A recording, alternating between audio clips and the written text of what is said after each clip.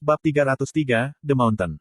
Diupload oleh Baca Suara. Jangan lupa like dan subscribe, agar kami makin semangat upload lebih banyak. Gray, saya tidak akan berpura-pura tahu adat dan ritual macam apa yang mungkin dimiliki suku-suku ini. Caira menyentuh darah Swift Sure, yang berceceran di pakaian dan sebagian wajahnya, tapi ini sepertinya hal yang secara universal tidak sopan. Titik petik 2. Berhentilah gelisah, jawabku, mengolesi sebagian darah agar terlihat lebih alami. Ah, pemandangan yang lucu, Regis menimpali, berbaring di tanah bersalju di dekatnya dengan seringai geli. Tidak ada yang mengatakan cinta seperti melukis satu sama lain dalam darah musuhmu. Tidak ada yang lucu tentang ini, dan tidak pasti bahwa Swift Sure adalah musuh, dengus Caira.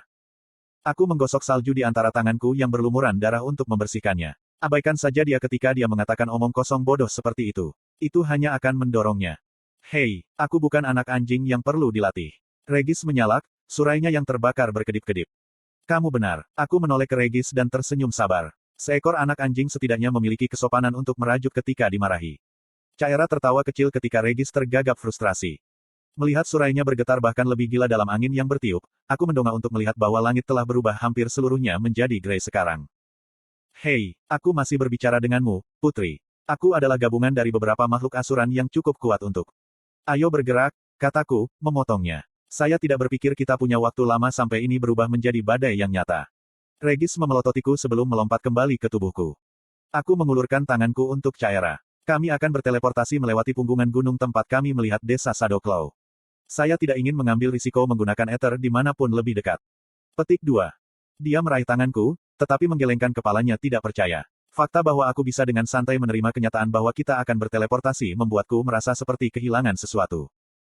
Menariknya mendekat, saya menyalakan God Step, mengikuti jalur eterik yang telah saya petakan secara mental pada lari pertama kami.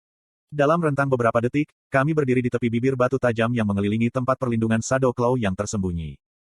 Dari sana, kami melakukan perjalanan dengan berjalan kaki. Pendakiannya tidak sulit, tapi butuh waktu, dan kami diterpa angin sedingin es dan dibutakan oleh salju yang turun sebelum kami tiba di ceruk yang dangkal sambil memandangi gubuk-gubuk anyaman yang sekarang terlihat jelas bahkan di tengah badai yang semakin besar. Bagian terakhir dari rencana mengharuskan tidak hanya kami berdua, tetapi Regis juga terlihat. Seperti yang kita rencanakan, bisikku. Bukannya aku keberatan berpose kuat dan mengintimidasi, tapi aku tidak melihat bagaimana kehadiranku akan membantu kita, kata Regis lembut. Caira mengangguk. Aku juga penasaran. Aku baru saja mengira serigala dan macan tutul. Cukup dekat. Aku mengangkat bahu, mengawasi desa. Siapa tahu, mungkin Anda akan mendapatkan beberapa teman. Petik 2. Sulit untuk berdebat dengan logika itu, kata Regis sinis. Menanamkan ether ke mata saya untuk melengkapi penglihatan saya yang ditingkatkan secara alami, saya mempelajari detail dan aktivitas yang terjadi di dalam desa. Gubuk anyaman tempat tinggal Shadowclaw berbentuk samar-samar seperti sarang lebah dan terbuat dari lapisan rumput anyaman berwarna jerami yang tumpang tindih. Setiap struktur dilengkapi dengan pintu sederhana yang dianyam menjadi bingkai yang terbuat dari tongkat yang dirawat. Meskipun angin masih menderu, desa itu terlindung dari yang terburuk. Faktanya, seluruh lubang di mana ia dibangun bersih dari salju. Beberapa pohon kecil yang bengkok dengan daun lebar dan gelap menghiasi jalan setapak tanah yang padat di antara rumah-rumah, dan rumput hijau lebat tumbuh di tempat lain. Di sebidang tanah berpasir yang melingkar, 4 Shadowclaw tampaknya sedang berlatih. Ketika kami pertama kali tiba, kedua pasangan itu telah saling menyerang, meskipun tanpa cakar mereka. Saat kami menonton, mereka menghentikan sparring mereka, membungkuk satu sama lain, dan memulai serangkaian gerakan identik yang telah dilatih dengan jelas. Gaya bertarung mereka sangat menarik untuk ditonton. Mereka menekankan serangan cepat ke area vital, dan selalu bergerak. Setiap tebasan atau gesekan kaki membawa mereka setidaknya 3 langkah dari posisi awal mereka, dan setiap serangan terjalin dengan manuver defensif. Meskipun mereka tidak secara aktif menggunakan kemampuan ether mereka saat berlatih, aku bisa melihat bagaimana lompatan tiba-tiba atau lompatan memberondong dimaksudkan untuk mensimulasikan kemampuan mereka untuk berteleportasi. Saat saya melihat mereka, saya berharap bisa berbicara dengan mereka dan belajar tentang manipulasi mereka terhadap ether. Jika ini berjalan dengan baik, mungkin aku akan mendapat kesempatan, pikirku, menjalankan apa yang telah aku rencanakan untuk dikatakan dan dilakukan untuk terakhir kalinya. Siap, saya bertanya kepada yang lain, menjaga suara saya tetap rendah. Mereka berdua mengangguk. Mengambil mayat Swift Sure dari rune dimensiku, aku mencengkeram lehernya yang hancur dan melompat dari ceruk ke dalam desa, mendarat di antara area pelatihan melingkar dan dinding luar. Caira dan Regis melompat tepat di belakangku. 4 Shadowclaw terdekat melolong ketakutan, berlari menjauh dari kami dan jatuh berjongkok rendah. Aether berkobar di sekitar mereka saat mereka menyulap cakar mereka. Lebih banyak lagi yang berlarian dari sekitar desa, keluar dari pintu atau muncul begitu saja di depan kami menggunakan teleportasi eterik mereka, masing-masing menggeram, mencakar dan siap bertarung. Aku mengangkat mayat kaku di atas kepalaku, lalu berlutut dan membungkuk ke depan, membiarkan tubuh Swiftsuret terguling dari tanganku ke rerumputan lebat. Di sebelahku, aku tahu Caera dan Regis meniru busurku, masing-masing dari kami memperlihatkan bagian belakang leher kami ke kerumunan Shadow Claws. Aku mendengarkan dengan seksama suara bisikan pelan dari satu Shadow Claw yang mendekat dengan hati-hati. Aku mengintip melalui tirai rambut gandum pucatku dan menyaksikan makhluk seperti kucing itu menyenggol mayat itu, menyebabkan lehernya berguling dan memperlihatkan tenggorokan yang robek, yang telah dikunyah Regis untuk menyembunyikan sayatan setipis silet. Itu mengatakan sesuatu dengan suara melengking dan aku mengambil risiko mengangkat kepalaku sepersekian inci untuk melihatnya dengan lebih baik.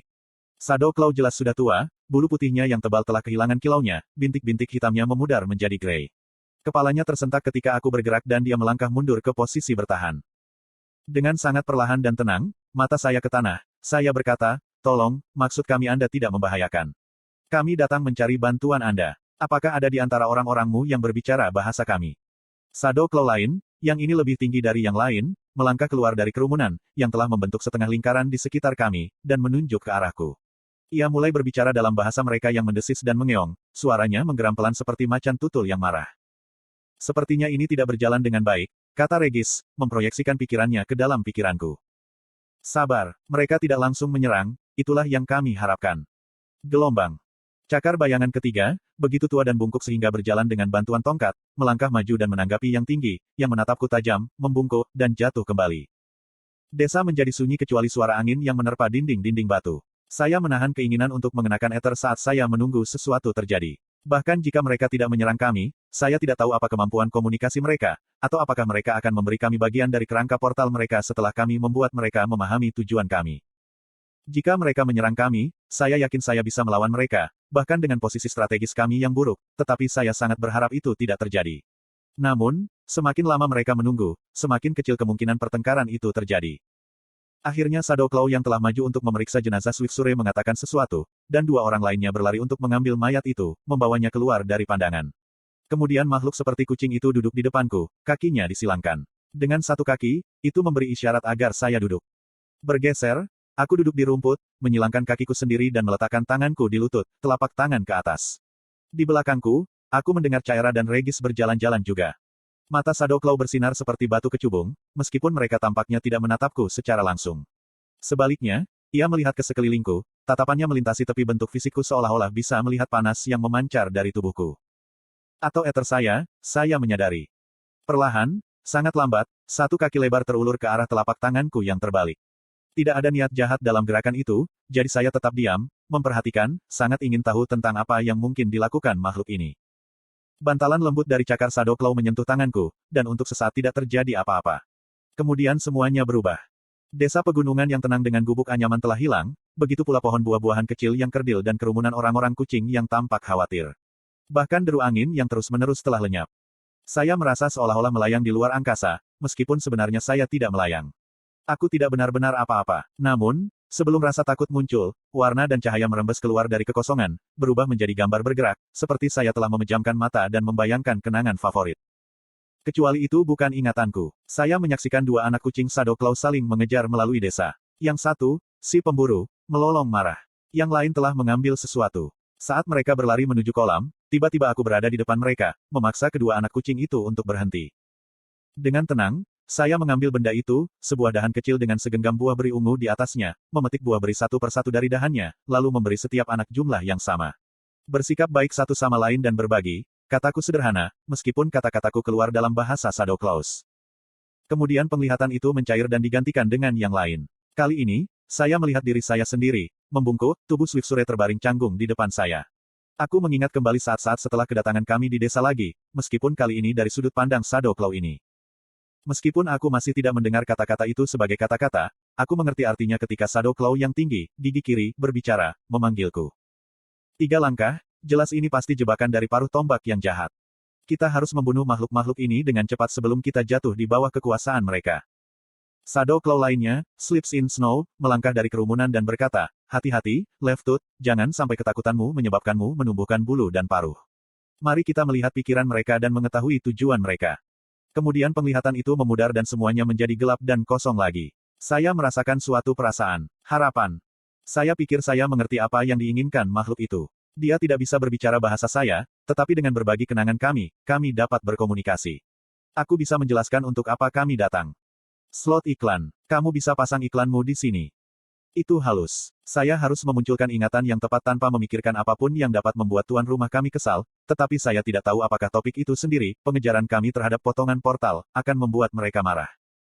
Pertama, saya berbagi memori tentang Caira dan saya berdiri di depan gerbang lengkung yang rusak dan upaya saya untuk memperbaikinya dengan Ether. Selanjutnya, saya memutar ulang pertempuran dengan beruang hantu, termasuk percakapan saya dengan Caira tentang tidak ingin melawannya. Memutuskan untuk mengambil risiko, saya akhirnya fokus pada ingatan tentang 4 tinju kuno yang memberi isyarat kepada saya untuk mengambil bagian portal klan. Komunikasi demi memori ini adalah proses yang lambat, hanya dibantu oleh fakta bahwa saya memiliki begitu banyak pengalaman dengan komunikasi mental melalui Sylvie. Tanpa diminta, kenangan saat-saat terakhir kita bersama bermain dalam kegelapan. Aku menyaksikan dengan ngeri tiba-tiba saat tubuhnya menjadi halus dan pecah menjadi butiran emas dan lavender. Aku memaksa ingatan itu pergi sebelum dia benar-benar hilang, seolah-olah dengan melakukan itu aku bisa mencegahnya agar tidak terjadi, dan berharap Shadow Claw tidak tersinggung dari ingatanku yang tidak disengaja. Semuanya kosong dan sunyi sekali lagi. Sementara saya menunggu balasan, saya menjadi cemas bertanya-tanya bagaimana keadaan Regis dan Caira. Sementara rekan serigalaku mungkin bisa mengaturnya, Caira jelas tidak memiliki pelatihan dalam komunikasi mental. Jika salah satu dari Shadow Claws memutuskan untuk berkomunikasi dengannya, rencana kita bisa gagal. Untungnya, koneksi terputus tanpa masalah dan dunia kembali berputar di sekitar saya. Tristeps membuka dari posisi duduknya, menggunakan ekornya yang tebal untuk mendorongnya berdiri. Dia kemudian memberi isyarat agar kami berdiri juga. Aku melirik ke belakangku. Caira dan Regis tidak bergerak, meskipun mereka berdua memperhatikanku dengan gugup. Dari mana saja kamu? Regis bertanya, menyentuh pikiranku. Kamu baru saja pergi sebentar ketika benda itu menyentuhmu. Aku tidak bisa merasakan pikiranmu sama sekali. Saya berdiri dan menawarkan tangan saya ke Caira, tetapi dia melompat berdiri tanpa bantuan saya. Beralih ke Regis sebagai gantinya, saya hanya berkata, kami membuat beberapa kemajuan. Gelombang. Tristeps mengumumkan sesuatu kepada klan Shadow Claw lainnya, mengirimkan riak melalui 20 beberapa makhluk. Beberapa membungkuk hormat, beberapa dengan cepat menyembunyikan ekspresi terkejutnya, tapi Leftfoot dan dua lainnya menggelengkan kepala dengan tidak percaya dan terlihat seperti akan berdebat. Namun, sebelum mereka sempat, Slips in Snow mengetuk ujung tongkatnya ke tanah yang membeku dan berbicara singkat. Apapun yang dikatakan, tampaknya meredakan ketegangan yang meningkat, setidaknya untuk saat ini. Setengah lingkaran Shadow Claws terbuka, memungkinkan 3 langkah untuk berjalan. Dia memberi isyarat agar saya mengikuti, yang saya lakukan. Aku melihat Leftfoot dari sudut mataku saat kami melewati barisan orang-orang kucing, yang kebanyakan berdiri tidak lebih tinggi dari bahuku, tapi dia tetap tidak bergerak. Tristeps membawa kami melewati kota ke sebuah rumah sederhana di sebelah kolam air, lalu menahan pintu terbuka dan melambai agar kami masuk, yang kami lakukan. Interiornya sederhana, seperti di desa Spearbeaks dan Forfish. Karpet anyaman rumput menutupi sebagian besar lantai, sementara tempat tidur bundar dari rumput kuning yang digundulkan menempel di dinding jauh. Hiasan kepala berbulu putih tergantung tepat di dalam pintu, dan setumpuk piring batu tulis duduk di samping tempat tidur. Seperti gambar yang kami temukan di Shadow Claw yang terbunuh, pelat atasnya terukir, meskipun saya tidak bisa melihat gambarnya dengan jelas. Ruang agak sempit di sini, pikirku pada rekanku. Mengapa Anda tidak tetap siaga saat mengisi ulang? Waktu makan, kata serigala bayangan, menjilati moncongnya sebelum melompat ke dalam tubuhku dan menghilang ke tubuhku. Tristeps memperhatikan ini dengan cermat, matanya yang cerah melebar ketika Regis menghilang. Kemudian Shadow Claw tua mencondongkan tubuh ke depan, mengintip dari dekat ke dadaku, dan matanya semakin melebar. Dia mengatakan sesuatu dalam bahasanya sendiri, berhenti, dan menggelengkan kepalanya. Dia menunjuk kemana Regis berada, lalu menunjuk ke dadaku. Aku mengangguk. Tristeps tertawa terbahak-bahak, mengagetkanku dan Caira. Dia menyeringai liar, meskipun aku tidak yakin apa yang menurutnya sangat menghibur. Melihat ekspresi kebingunganku, dia menunjuk ke tanganku, yang aku ulurkan, lalu menekankan cakar lembutnya ke tangan itu lagi. Aku tidak dibawa pergi dari dunia kali ini, meskipun aku masih menerima penglihatan tentang ingatan 3 langkah. 6 Shadow Claws berdiri di area pelatihan melingkar di sisi lain desa. Aku sedang menjelaskan sesuatu. Kami sedang mendiskusikan sifat kekuatan Sang Pencipta, bagaimana setiap suku dikaruniai kemampuan unik yang sesuai dengan kebutuhan mereka. Saya sedang menjelaskan bagaimana mereka tidak boleh berhenti mendaki gunung pengetahuan karena tidak ada puncaknya. Hanya karena mereka belum pernah melihat sesuatu dilakukan, bukan berarti itu tidak bisa dilakukan. Setelah ceramah, mereka mulai berlatih dengan cakar dan kemampuan teleportasi mereka. Saya mengoreksi dan mendorong mereka, memberikan bimbingan dan umpan balik, dan melalui ingatan saya mulai memahami sesuatu tentang bagaimana mereka menggunakan ether. Bagi Shadow Claws, memanggil ether sama alaminya dengan menggunakan paru-paru mereka untuk bernafas atau jantung mereka untuk memompa darah. Sepertinya jin, pencipta mereka, Saya berasumsi, telah memberi mereka kemampuan ini, seperti halnya Chimera yang tanpa sadar memanipulasi Ether untuk bergerak, bertarung, dan bahkan membangun kembali diri mereka sendiri. Kecepatan mereka berteleportasi sangat mengesankan. Mereka tidak perlu berhenti dan mencari jalan yang benar seperti yang saya lakukan, sesuatu yang menghalangi kemampuan saya untuk menggunakan langkah dewa dalam pertempuran. Penglihatan itu berakhir dan Tristeps menarik tangannya ke belakang, tapi aku punya ide. Saya menggerakkan telapak tangan saya ke arahnya, mencoba berkomunikasi bahwa saya ingin terhubung lagi. Dia sepertinya mengerti maksudku, dan menyentuh tanganku. Saya mengirim potongan ingatannya sepanjang perjalanan saya melalui reliktem. Di masing-masing, saya berlatih beberapa bentuk seni Ether, mencoba belajar mengendalikan kemampuan baru saya, mengasahnya dan menjadi lebih baik dalam menggunakannya. Butuh beberapa menit, tetapi ketika saya memutuskan koneksi, saya bisa merasakan rasa lapar akan pengetahuan yang berasal dari 3 langkah. Tangan kami baru saja berpisah sebelum dia menyatukannya kembali dan ingatan lain memenuhi pikiranku. Aku sedang duduk di sebelah Sleeps in Snow, di suatu tempat di puncak terjal di atas desa. Kami telah berbicara, menari di sekitar topik yang ingin saya bicarakan, tetapi gugup untuk melakukannya. Sleeps in Snow tidak setua dia ketika aku melihatnya beberapa menit yang lalu. Dia belum terbiasa menggunakan tongkat. Pikiran apa yang kulihat bersembunyi di balik matamu? 3 langkah. Dia bertanya padaku, mata ungu badainya sendiri menatap mataku. Apa tujuan kita, Sleeps in Snow? Shadow Claw yang lama memperhatikanku dengan cermat selama beberapa saat sebelum menjawab. Apa tujuan gunung itu? Atau salju? Atau ikan di sungai? Saya sudah mengharapkan tanggapan seperti ini. Gunung adalah rumah kita, salju perlindungan kita, dan ikan mengisi perut kita saat kita lapar. Begitulah hal-hal ini menyentuh hidup kita, ya, 3 langkah, tetapi apakah itu tujuannya?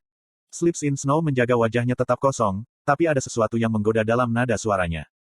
Aku menekan kakiku ke tumpukan salju kosong, lalu menariknya keluar dengan hati-hati, meninggalkan jejak yang sempurna. Mereka sendiri tidak memiliki tujuan yang melekat. Terserah kita untuk memutuskan tujuan mereka. Sleeps in Snow mengangkat alis saat dia menjawab dengan nada menantang. Dan siapa kamu untuk memutuskan hal seperti itu? Apakah Anda penguasa gunung dan salju untuk memberitahu mereka apa tujuan mereka seharusnya? Petik 2.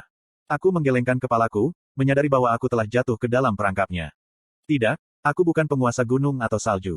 Bersantai dengan senyum pengertian, Sleeps in Snow melingkarkan ekornya di bahuku. Pikiran yang lebih jernih dan lebih dalam daripada pikiran kita telah merenungkan pertanyaan tentang tujuan kita. Hanya dengan mendaki gunung kebijaksanaan, kita dapat melihat lebih banyak dari apa yang ada di sekitar kita. Dan jika kita tidak pernah mendaki cukup tinggi untuk menemukan jawaban yang kita cari. Sleeps in Snow meregang dan menguap, dan retakan sendi-sendi lamanya bergema di sisi tebing. Maka berharap bahwa mereka yang Anda ajar mendaki lebih tinggi dari Anda, ketika giliran mereka. Kelopak mataku berkibar terbuka saat penglihatan itu berakhir. Saya bahkan tidak menyadari bahwa saya telah menutup mata saya, tetapi ingatan ini terasa jauh lebih kuat daripada yang lain. Aku tidak bisa menahan perasaan bahwa aku telah diperlihatkan sesuatu yang sangat pribadi. Tristeps memperhatikan wajahku dengan cermat, meskipun seberapa baik dia bisa membaca fiturku, aku tidak tahu. Yang saya tahu adalah bahwa dia haus akan pengetahuan, dan mungkin saja dia harus mengajari saya tentang Ether sebanyak yang saya bisa mengajarinya. Gray, Caera berkata lembut dari sampingku, membuatku melompat. Aku hampir lupa dia ada di sana. Bukan untuk menyela, tapi apa rencananya? Apakah kita tamu di sini? Apakah kita tahanan? Aku mengunci mata dengan 3 langkah sebelum kembali padanya. Kami tamu. Bangsawan Alakrian menghela nafas, tanduknya praktis melorot lega. Bagaimana dengan potongan portal, apa menurutmu mereka bersedia memberikannya kepada kita? Aku belum bertanya, jawabku. Untuk saat ini, saya pikir kita harus tinggal di sini dan menunggu badai. Apakah itu benar-benar perlu? Tanya Caera dengan cemberut. Kami sudah menghabiskan begitu banyak waktu di zona ini. Suaranya menghilang saat aku menatapnya, benar-benar menatapnya. Dia telah bertahan kuat tanpa mengeluh, tetapi Caera benar-benar kehilangan berat badan dan kulitnya tidak sehat. Pipinya, berlumuran kotoran dan darah, cekung, dan kantong gelap menempel di bawah matanya karena kurang tidur. Dia telah mengikuti saya, seseorang yang hampir tidak membutuhkan makanan, air, atau tidur untuk bertahan hidup, dan telah melakukannya tanpa protes. Dia tidak bisa mengeluh, karena dialah yang berbohong dan menyembunyikan dirinya untuk mengikutiku. Terlepas dari siapa dia dan apa yang tersirat dari darahnya, sebagian kecil dari diriku merasa tidak enak. Ayo kita istirahat, kataku lembut. Aku akan bertanya apakah kita bisa mandi, dan aku akan menjagamu saat kamu tidur. Caera mengangguk tanpa berkata-kata, tapi senyum tipis tersungging di bibirnya. Tunggu di sana, tambahku. Kami masih perlu menemukan beruang hantu dan hal-hal liar, lalu mencari cara untuk kembali ke paruh tombak. Tapi sebelum itu semua, aku harus tinggal di sini. Saya tidak bisa mengabaikan kesempatan untuk belajar dari Shadow Claws. Bukan hanya kemampuan mereka untuk berteleportasi jarak pendek, tetapi kemampuan mereka untuk menyulap senjata paling mematikan mereka sepenuhnya dari Ether. Mungkin aku tidak perlu mencari pengganti Daun's Ballad. Aku hanya bisa membuat satu.